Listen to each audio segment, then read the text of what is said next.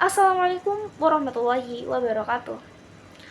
Salam sejahtera bagi kita semua. Om Swastiastu, Namo Buddhaya. Salam kebajikan, Rahayu, Rahayu, Rahayu.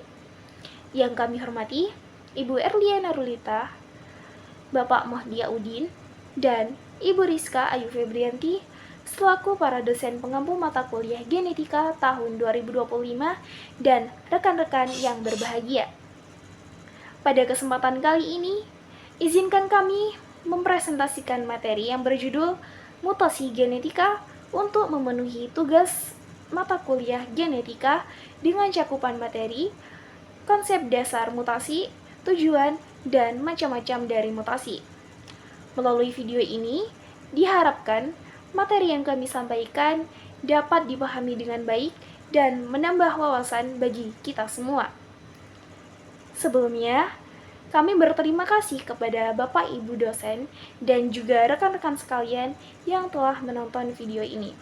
Perkenalkan, saya Kunia Fridem Diaza dan rekan-rekan saya, Cagia Olivia Nazala dan Alsa Duyanti. Kami dari Pendidikan Biologi Universitas Jember. Pengertian dari mutasi itu apa sih? Nah, jadi mutasi itu sebenarnya adalah perubahan pada informasi genetik kita. Jadi DNA yang harusnya punya urutan tertentu tiba-tiba itu berubah. Nah, perubahan ini bisa kecil banget. Misalnya cuma satu basa nukleotida saja, tapi bisa juga besar sampai melibatkan bagian kromosom yang sangat panjang. Nah, kalau perubahan itu tidak segera diperbaiki oleh mekanisme perbaikan DNA atau DNA repair, maka mutasi tersebut itu akan menjadi permanen, yang artinya sel akan membawa perubahan itu terus ketika membelah. Bahkan bisa diwariskan ke generasi-generasi berikutnya kalau terjadi pada sel kelamin. Dalam biologi, mutasi itu bisa disebut sebagai sumber utama variasi genetik yang menjadi dasar evolusi dan juga adaptasi. Namun di sisi lain juga dapat menimbulkan berbagai kelainan genetik, gangguan perkembangan, dan juga penyakit pada organisme. Baik, kemudian ada macam-macam mutasi yang dikelompokkan berdasarkan penyebab mutasinya. Yang pertama itu ada mutasi spontan atau spontaneous mutation, di mana mutasi ini itu terjadi secara spontan atau alami tanpa adanya paparan dari luar tubuhnya, seperti radiasi ataupun bahan kimia tertentu, atau mungkin mutagen-mutagen lain yang tidak berasal dari tubuhnya. Lalu, bagaimana sih mutasi ini tuh terjadi? Jadi mutasi ini tuh terjadi karena proses normal dalam aktivitas sel itu tidak berjalan secara semestinya atau tidak berjalan secara sempurna. Nah, karena tidak berjalan secara sempurna itu, makanya mutasi spontan ini dapat terjadi kapanpun. Nah, contohnya terjadi pada saat kesalahan replikasi DNA. Jadi, terkadang pada saat replikasi DNA, terjadi kesalahan pada saat mengkoding atau menerjemahkan bahasanya. Nah, kesalahan ini itu dapat dikelompokkan ke dalam mutasi spontan. Kemudian ada kesalahan rekombinasi, di mana pada saat proses pertukaran materi genetik, pada saat rekombinan itu tidak selalu berjalan mulus atau tidak selalu berjalan semestinya dan sempurna. Oleh karena itu, kesalahan-kesalahan yang menyebabkan rekombinasi itu tidak berjalan semestinya dapat dikatakan sebagai mutasi spontan. Nah, umumnya mutasi spontan ini itu dapat merugikan sebab aktivitas sel yang seharusnya berjalan dengan sempurna tidak berjalan secara sempurna karena adanya mutasi spontan ini. Kedua, induksi mutasi atau induced mutation. Nah, induced mutation ini sangat bertolak belakang dengan mutasi spontan, sebab mutasi spontan terjadi karena adanya faktor-faktor dari dalam tubuhnya, akan tetapi mutasi induksi ini terjadi karena faktor-faktor eksternal atau faktor-faktor dari luar tubuhnya, seperti radiasi, bahan kimia, kemudian suhu, dan juga organisme-organisme tertentu. Nah, ini semua dapat digolongkan ke dalam mutagen, yakni faktor-faktor yang menyebabkan adanya mutasi. Nah, kemudian yang pertama itu ada radiasi. Radiasi seperti sinar UV dan juga sinar X itu dapat menyebabkan mutasi karena dia dapat merusak DNA apabila terkena sinar radiasi secara terus-menerus dan dalam waktu yang cukup lama. Kemudian ada bahan kimia, sama seperti radiasi. Bahan kimia ini dapat mengakibatkan kesalahan dalam materi genetik. Kemudian adanya organisme tertentu seperti virus yang dapat merusak sel inang, akhirnya materi genetik atau DNA itu akan mengalami perubahan. Nah, sebenarnya mutasi induksi ini itu lebih kejam daripada mutasi spontan, sebab mutasi induksi ini disebabkan oleh adanya mutagen. Jadinya faktornya lebih banyak daripada faktor dari dalam tubuh atau yang terjadi di mutasi spontan.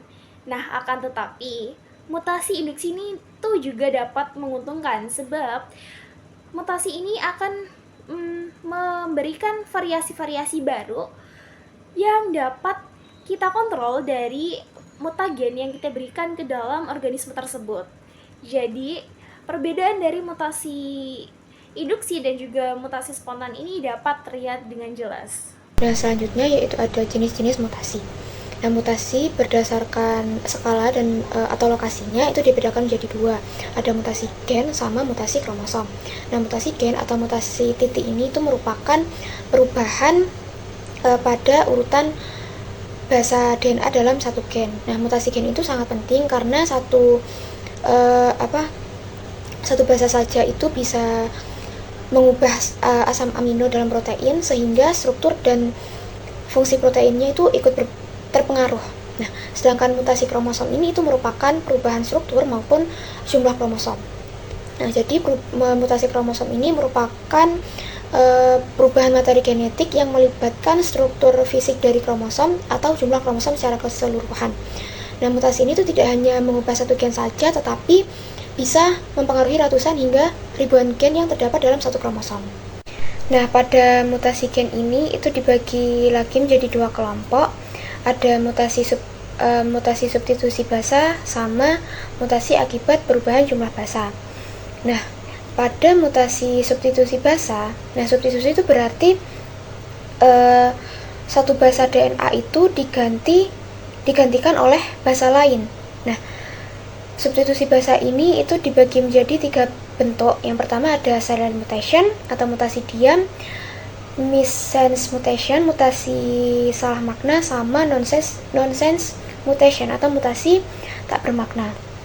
Nah, dalam silent mutation itu terjadi pergantian basa tetapi asam aminonya itu tetap sama. Nah, ini tuh terjadi karena kode genetik tuh punya sifat degeneratif, yaitu beberapa kodon yang berbeda itu dia bisa menghasilkan asam amino yang sama. Akibatnya mutasi ini tidak menimbulkan perubahan fenotip. Nah, sedangkan pada missense mutation atau mutasi tak bermakna, nah pada mutasi ini tuh perubahan basa itu menyebabkan perubahan asam amino dalam protein. Nah, dampaknya itu bisa berbeda-beda. Kadang tuh tidak berpengaruh signifikan, kadang menyebabkan protein itu berfungsi sebagian, atau bisa juga sangat merusak jika perubahannya itu terjadi pada posisi penting dalam protein.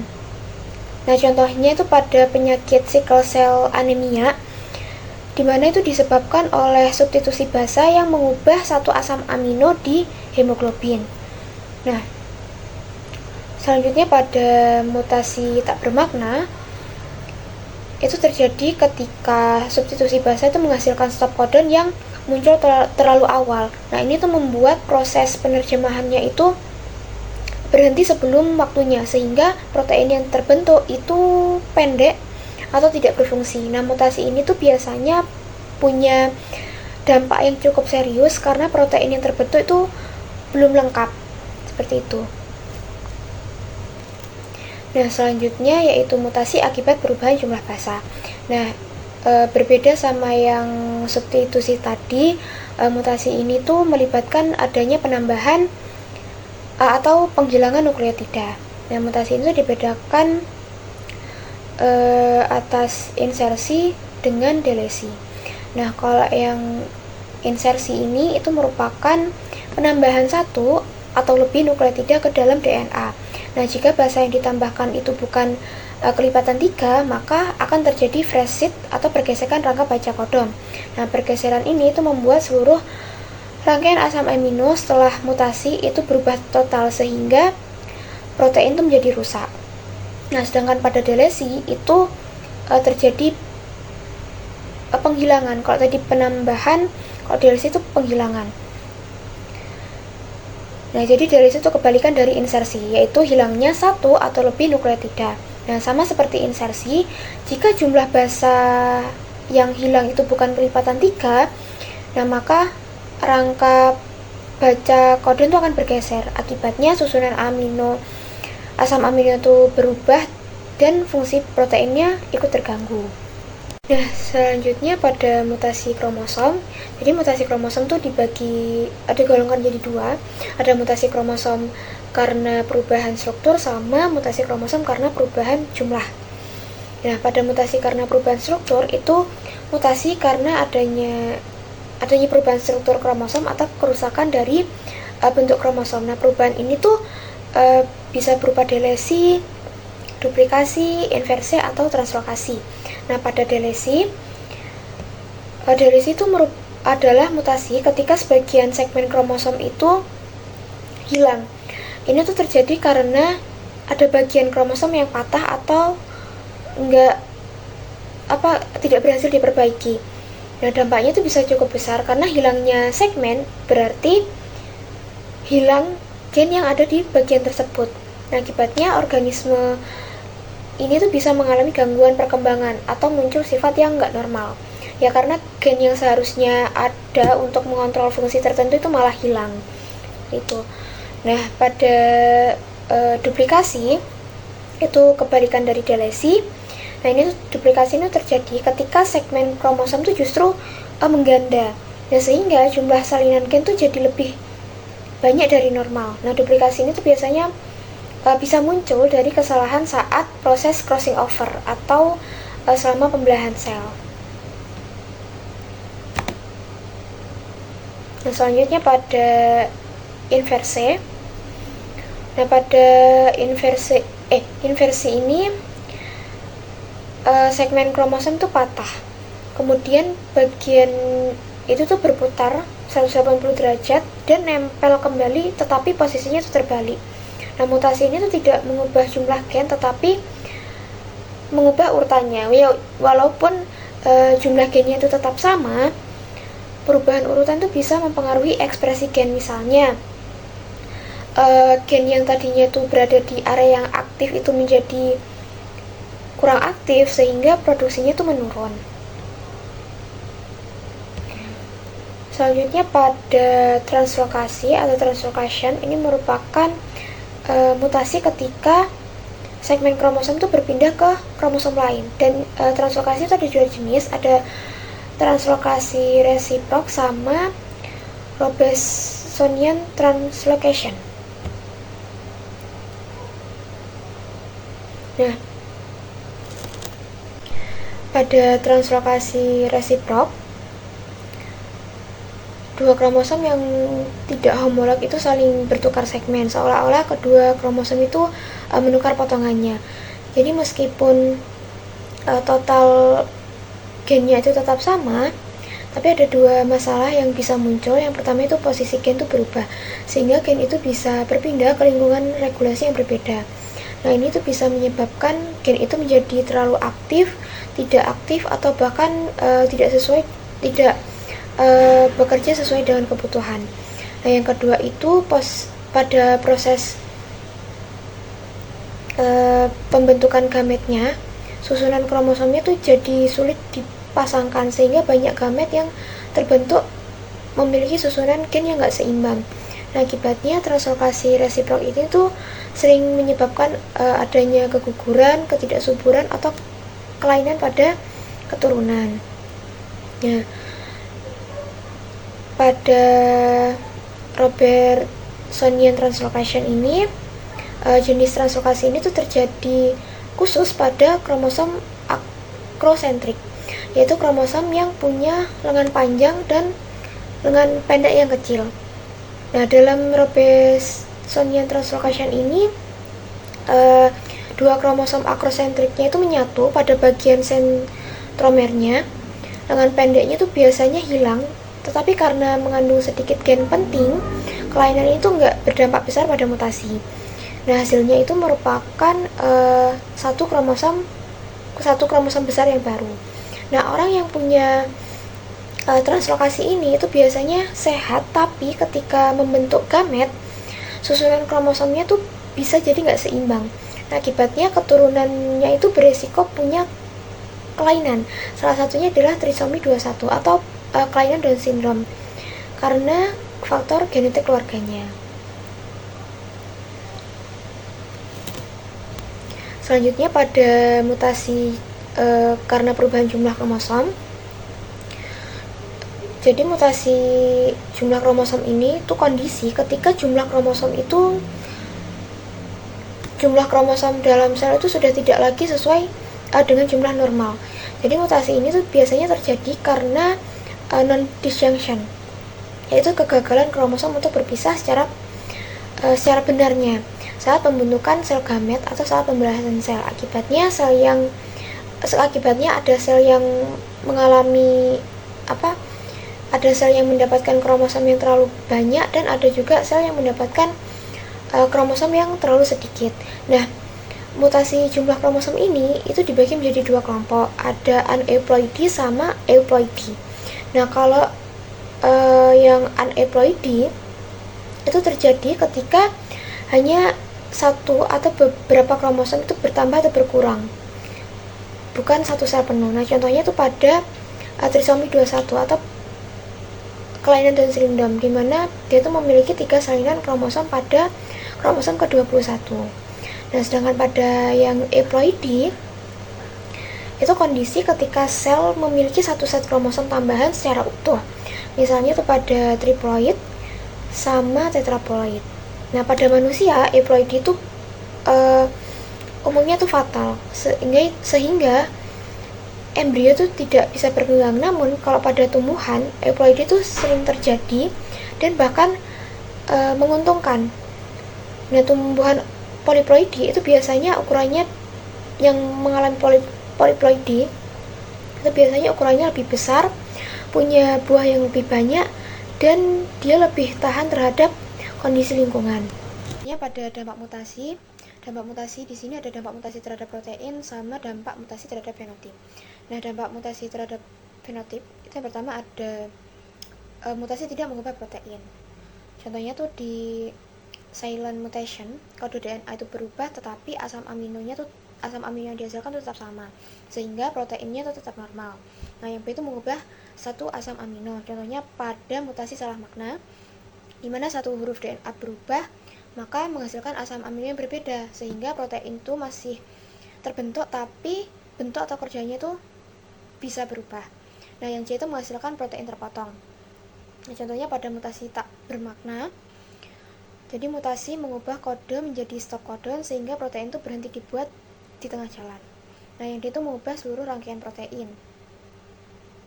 Nah, contohnya pada mutasi bingkai atau frameshift mutation, di mana ini itu terjadi karena adanya penyisipan atau penghapusan 1-2 basa, sehingga semua kode setelahnya itu akan berubah yang menyebabkan protein itu menjadi kacau seperti itu. Nah, yang selanjutnya pada dampak mutasi terhadap fenotip. Yang pertama, tidak adanya perubahan fenotip. Nah, jadi mutasi tidak mempengaruhi fenotip sehingga tubuh tetap normal. Nah, ada juga fenotip yang sedikit berubah, yaitu jika protein masih bekerja tetapi tidak sempurna. Contohnya perubahan pada warna bunga sama perbedaan tinggi tanaman. Yang itu ada fenotip berubah drastis atau menyebabkan penyakit. Nah, ini jika protein yang rusak itu sangat penting. Contohnya seperti dampak yang menyebabkan kelainan albino, mutasi gen tirosinase, sehingga pigmen melaninnya itu tidak terbentuk. Sama Down syndrome, mutasi jumlah kromosom ke-21. Mekanisme perbaikan DNA atau DNA repair itu ada 4, yaitu yang pertama ada proofreading, mismatch repair atau MMR, nucleotide excision repair atau NER, dan base excision repair atau BER. Yang pertama itu ada proofreading. Pada saat DNA itu direplikasi, DNA polimerase itu sebenarnya tidak hanya menambahkan basa baru, tetapi sekaligus juga mengecek apakah pasangan basanya itu sudah benar atau belum. Nah, jadi misalnya itu harusnya itu adenin itu berpasangan dengan timin atau guanin itu berpasangan dengan sitosin. Ternyata ada kesalahan basa yang salah masuk. Jadi polimerase itu langsung berhenti. Nah, enzim yang mempunyai kemampuan khusus yang disebut aktivitas 3 aksen ke 5 aksen exonuklease itu mempunyai fungsi untuk memotong basa yang salah tadi. Jadi setelah basa yang salah tadi itu dibuang, polimerase itu menambahkan basa yang baru. Lalu proses replikasi ini berjalan seperti semula tanpa adanya kesalahan. Nah, proofreading ini dapat disimpulkan semacam fitur koreksi otomatis pertama yang dimiliki sel untuk memastikan DNA itu tetap akurat tanpa adanya kesalahan atau benar. Mekanisme yang selanjutnya yaitu mismatch repair atau MMR. Nah, di mekanisme MMR ini itu tahap yang pertama dilakukan yaitu pengenalan kesalahan terlebih dahulu. Di sini itu kompleks MSH2 dan MSH6 atau mutator S itu akan menempel pada bagian DNA yang punya pasangan basa itu tidak cocok. Nah, di gambar itu terlihat kan ya, yang warna kuning itu MSH2 dan yang warna biru itu MSH6 yang langsung mengidentifikasi mismatch. Setelah itu, kompleks ini akan memanggil bantuan. Bantuan itu berupa protein MLH2, bantuan itu berupa MLH1 dan PMS2 atau mutla. Di gambar itu terlihat yang warna hijau dan yang warna merah itu datang untuk mengikuti mutator S. Nah, tugas mereka itu apa sih? Jadi tugas mereka itu mengaktifkan proses pemotongan DNA di bagian yang salah. Nah, tahap berikutnya itu dilakukan oleh EXO1. EXO1 ini merupakan exonuklease yang bertugas menghapus segmen DNA yang mengandung mismatch. Nah, di gambar itu kan terlihat kalau EXO1 itu mulai menghilangkan potongan DNA yang salah. Jadi mismatch-nya itu benar-benar dibuang atau ditiadakan. Nah, saat bagian DNA itu terbuka, sel perlu melindungi untai tunggalnya supaya tidak terjadi kerusakan. Disinilah protein RPA itu tuh berperan. Nah, RPA itu akan menempel pada DNA yang sementara menjadi single strand, menjaga supaya strukturnya itu tetap stabil. Nah, itu di bagian hijau kan terlihat kalau itu tuh merupakan melapisi DNA. Setelah segmen yang salah itu tuh dibuang, DNA polimerase itu masuk untuk menambahkan nukleotida yang benar. Nah, pada gambar itu terlihat bagian yang awalnya warna merah itu yang berarti salah, ya sudah tergantikan dengan nukleotida yang baru yang sudah benar. Tahap terakhirnya yaitu penutupan celah oleh DNA ligase. Enzim ini menyegel kembali tulang punggung DNA supaya helix menjadi utuh kembali. Dan ini itu secara keseluruhan mekanisme mismatch repair ini atau MMR ini itu berlangsung melalui koordinasi berbagai protein. Protein yang kompleks ini mengenali kesalahan terlebih dahulu, mengidentifikasi pasangan basa yang tidak sesuai, lalu setelah itu yang terakhir yaitu protein lain diarahkan untuk berperan dalam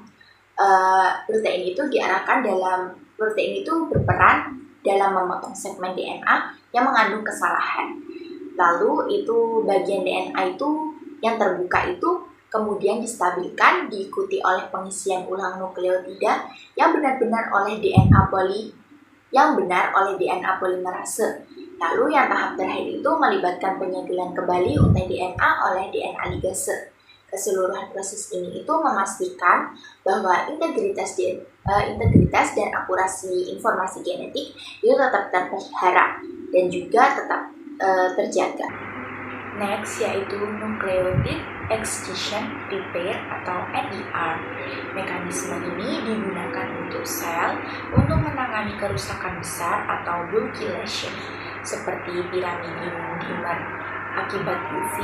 Yang pertama, protein NER ini mendeteksi distorsi pada helix DNA. Lalu, helikase membuka helix sehingga terbentuk repair the bubble. 2. Endonuklease itu kemudian memotong DNA di kedua sisi lesi dan melepaskan fragmen sekitar 24-32 nukleotida. Setelah itu, DNA polimerase mengisi bagian yang hilang dengan nukleotida baru menggunakan untai komplementer sebagai template. Nah, yang terakhir itu DNA ligase menyegel kembali fragmen tersebut sehingga struktur DNA itu kembali menjadi utuh. Sekarang masuk ke mekanisme base excision repair atau BER. Pada bagian ini, perbaikannya itu dibagi menjadi 3 jalur utama. Ketiganya bekerja dengan cara yang berbeda-beda, yaitu homologous recombination, single strand annealing, dan non-homologous end joining. Baik, selanjutnya ada macam-macam mutasi pada tingkat regulasi gen. Nah, yang pertama itu ada mutasi promoter atau promoter mutation, di mana mutasi promoter ini tuh adalah perubahan dari gen atau DNA atau juga materi genetik yang ada pada promoter. Nah, sebelumnya promoter itu apa sih? Jadi promoter itu adalah daerah pengatur yang berada di depan gen. Nah, fungsinya tuh untuk menentukan seberapa kuat sih gen tersebut itu untuk diekspresikan. Jadi ibarat sebuah bangunan, promoter ini adalah gerbang utama atau pintu gerbangnya untuk mengatur bagaimana sih orang-orang itu harus masuk dan seberapa kuat sih orang-orang itu bisa masuk ke dalam rumah tersebut. Atau mungkin ibarat kata mobil mainan. Nah, promoter ini adalah tombol on off yang nantinya apabila ditekan on maka mobil tersebut akan jalan, dan apabila ditekan off maka mobil itu tidak akan jalan. Begitu. Nah, jadi mutasi ini itu menyebabkan satu perubahan basa nukleotida pada promoter. Nah, akibatnya perubahan basa tersebut itu dapat mengubah kemampuan faktor transkripsi dan juga RNA polimerase untuk menempel. Nah, walaupun cuma satu basa aja nih yang berubah, akan tetapi semua jalur yang nantinya akan masuk, semua hal-hal atau mutasi gen yang materi genetik yang nantinya itu akan masuk sudah terpengaruhi oleh si promoter ini. Nah, jika mutasi melemahkan situs pengikatan transkripsi, gen akan menurun. Nah, sebaliknya, jika mutasi menciptakan atau memperkuat situs pengikat, gen bisa menjadi overekspresi atau overekspresi gen. Nah, contoh dari mutasi promoter ini itu ada pada slide selanjutnya, yakni gambar dari promoter TART pada kromosom 5. Nah, jadi di sini itu kita zoom. Jadi ada bagian TART promoter di mana bagian ini tuh mengalami perubahan basa nukleotida tertentu. Seperti contohnya itu C dan C menjadi T. Nah, hal itu tuh menciptakan motif khusus untuk pengikatan baru di keluarga si TART ini. Nah, akibatnya semua materi yang masuk itu atau semua sel-sel yang masuk itu menjadi lebih aktif dan mengalami mutasi di bagian promoter. Selanjutnya ada mutasi operator atau operator mutation, di mana mutasi ini itu terjadi pada bagian operator. Nah, operator sendiri adalah urutan dari DNA yang menjadi tempat untuk reseptor menempel.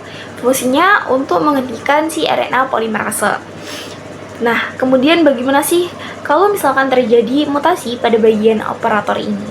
Nah, apabila terjadi mutasi, misal terjadi perubahan urutan sehingga reseptor itu tidak bisa menempel, maka RNA polimerase akan melewati perubahan sehingga reseptor tidak bisa mengenali si RNA polimerase. Maka RNA polimerase akan melewati operator dan gen struktural akan diekspresikan.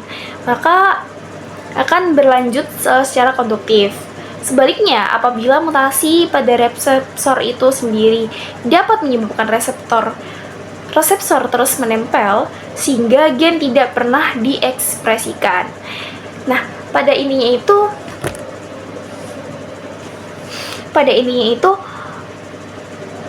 mutasi operator ini itu menjadikan gen bisa diekspresikan atau sama sekali tidak bisa diekspresikan. Begitu. Contohnya ada pada slide selanjutnya. Ini adalah gambar operon apabila dilihat di regulator gen. Dia tuh akan menghasilkan reseptor, promoter tempat RNA menempel, serta operator sebagai saklar. Nah, apabila terjadi mutasi gen struktural di bagian operator ini, dia tuh akan menyebabkan perubahan produksi enzim karena ini adalah lac operon. Kemudian dia itu akan menghalangi ekspresi sehingga terjadilah mutasi. Kemudian ada mutasi enhancer atau selincar, di mana mutasi ini terjadi perubahan pada regulator DNA yang menyebabkan level, kemudian waktu, dan juga lokasi dari ekspresi gen itu terkontrol, begitu. Nah, kemudian apa sih bedanya enhancer dan selincar ini? Jikalau enhancer, singkatnya itu enhancer itu adalah elemen yang menaikkan ekspresi, sedangkan selincar adalah elemen yang menurunkan ekspresi. Nah, enhancer ini itu berfungsi untuk memperkuat aktivasi dari gen, sedangkan si selincar ini berfungsi untuk menurunkan ekspresi dari gen. Nah, jika mutasi menurunkan afinitas faktor transkripsi pada enhancer, ekspresi gen akan melemah. Sebaliknya, jika faktor mutasi menciptakan atau memperkuat binding site, maka gen target akan mengalami over dari ekspresi gen. Nah, pada selincar ini, kehilangan situs pengikat reseptor dapat menyebabkan gen itu menjadi lebih aktif, sehingga kalau misalkan gen itu lebih aktif, penguatan interaksinya itu tidak ada atau justru ditekan, dan akibatnya ada pada ekspresi gen. Ekspresi gennya akan sedikit ada, atau ada tapi tidak sempurna, atau bahkan tidak ada sama sekali, gitu. Baik, selanjutnya ada mutasi protein regulator, yang tentunya perubahannya itu terjadi pada protein regulator, seperti contohnya transkripsi. Nah, ini tuh memiliki sistemik yang besar karena protein ini adalah salah satu faktor yang paling krusial pada saat mengontrol ekspresi dari puluhan hingga ribuan gen downstream, gitu. Nah, ada beberapa contoh. Yang pertama itu ada missense atau perubahan asam amino. Jadi perubahan asam amino ini itu mengubah asam amino sehingga faktor transkripsi atau TF tidak bisa menempel atau salah menargetkan DNA. Nah, kemudian ada nonsense atau stop codon. Nah, jadi nonsense ini itu menghentikan stop codon secara prematur, sehingga faktor dari transkripsi itu menghasilkan protein yang terpotong dan kehilangan total fungsinya. Kemudian ada gain of function. Nah, gain of function ini dapat menyebabkan aktivasi protein regulator secara konstitutif atau terus-menerus begitu. Dan inilah yang sering menjadi pemicu adanya sel kanker. Kemudian ada contoh dari protein regulator, mutasi pada protein regulator ini. Nah, ketika TF atau faktor transkripsi ini tuh menempel atau bermutasi yang disebut dengan gain of function, ia akan menjadi lebih aktif tanpa perlunya sinyal tambahan. Jadi gen targetnya itu akan diekspresikan secara berlebihan. Nah, akibatnya dapat mengganggu homeostatis seluler. Nah, hal ini tuh dapat memicu adanya patologis yang luas sehingga dapat menyebabkan penyakit-penyakit tertentu seperti penyakit kanker. Yang selanjutnya di sini ada contoh mutasi dan penyakit. Yang pertama ada sickle cell anemia. Jadi penyakit ini tuh terjadi karena satu asam amino dalam hemoglobin itu berubah. Nah, akibatnya bentuk hemoglobin ini ikut berubah dan membuat sel darah merah itu menjadi seperti sabit. Nah, sel darah merah yang bentuknya sabit ini itu mudah pecah dan bisa menyebabkan penyumbatan pada pembuluh darah kecil. Nah, selanjutnya pada penyakit kistis fibrosis, penyakit ini disebabkan oleh penghapusan beberapa basa DNA yang membuat protein pengatur cairan tubuh tuh jadi tidak berfungsi dengan baik. Nah, ini tuh menyebabkan lendir yang ada di saluran pernafasan dan pencernaan itu menjadi sangat kental, sehingga itu mengganggu proses pernafasan dan proses pencernaan. Selanjutnya pada penyakit seroderma pigmentosum, pada penyakit ini tubuh itu tidak mampu untuk memperbaiki kerusakan DNA akibat sinar UV. Nah, kerusakan yang terus menumpuk ini itu membuat kulit menjadi sangat sensitif terhadap cahaya dan cepat mengalami perubahan atau kerusakan ketika terkena sinar matahari. Nah, selanjutnya pada penyakit kanker terkait mutasi gen, nah jenis mutasinya itu beragam, misalnya Minces, Flamencid, atau delesi. Nah, kanker ini tuh muncul ketika mutasi itu menyebabkan sel itu kehilangan kemampuan untuk mengontrol pembelahan. Jadi sel yang rusak itu akan tetap terus membelah tanpa henti dan akhirnya membentuk tumor. Nah, jika tidak dikendalikan, nah sel-sel itu bisa menyebar ke bagian-bagian tubuh yang lain. Selanjutnya, ada peran mutasi dalam evolusi. Jadi, mutasi ini berperan penting dalam evolusi sebab mutasi akan menimbulkan variasi genetik, seleksi alam, dan menjadi adaptasi dalam jangka panjang. Yang pertama ada variasi genetik. Jadi mutasi adalah sumber dari variasi genetik, sebab alel baru akan muncul satu-satunya dengan cara mutasi. Nah, jadi perubahan DNA, baik itu point mutation ataupun perubahan kromosom secara besar, akan menghasilkan variasi genetik baru untuk menghasilkan evolusi gitu. Nah, jadi tanpa adanya mutasi, kemungkinan besar yang terjadi adalah organisme itu memiliki variasi DNA atau materi genetik yang identik dan sama. Oleh karenanya, evolusi tidak akan terjadi begitu. Selanjutnya ada seleksi alam. Jadi, mutasi menyediakan bahan bagi seleksi alam, di mana mutasi akan menghasilkan variasi-variasi yang bersifat menguntungkan, merugikan, bahkan netral. Nah, dalam kasus ini, seleksi alam bertugas sebagai filter yang akan mempertahankan mutasi yang bersifat menguntungkan dan membuang mutasi yang bersifat merugikan. Sebab mutasi yang bersifat menguntungkan akan menambah peluang hidup. Nah, kemudian bagaimanakah nasib dari mutasi netral? Jadi mutasi netral di sini akan dipertahankan melalui drift dari genetik, begitu. Terakhir, proses mutasi dalam evolusi berujung pada adaptasi jangka panjang, di mana ketika mutasi yang menguntungkan itu diakumulasi, nantinya akan diwariskan dari generasi ke generasi. Nah, dari situ populasi akan beradaptasi dengan lingkungannya. Nah, dalam jangka panjang, nantinya akumulasi inilah yang dapat memicu terbentuknya spesies baru atau spesiasi dan akan berangsur-angsur dalam membentuk sebuah evolusi, begitu. Baik, Demikian presentasi yang dapat kami sampaikan. Kami sangat menyadari bahwa terdapat kekurangan dari video kami. Oleh karenanya, kami sangat terbuka atas saran dan kritik dari rekan-rekan sekalian. Rekan-rekan dapat menambahkan saran dan kritiknya melalui komentar di kolom YouTube. Terima kasih. Wassalamualaikum warahmatullahi wabarakatuh.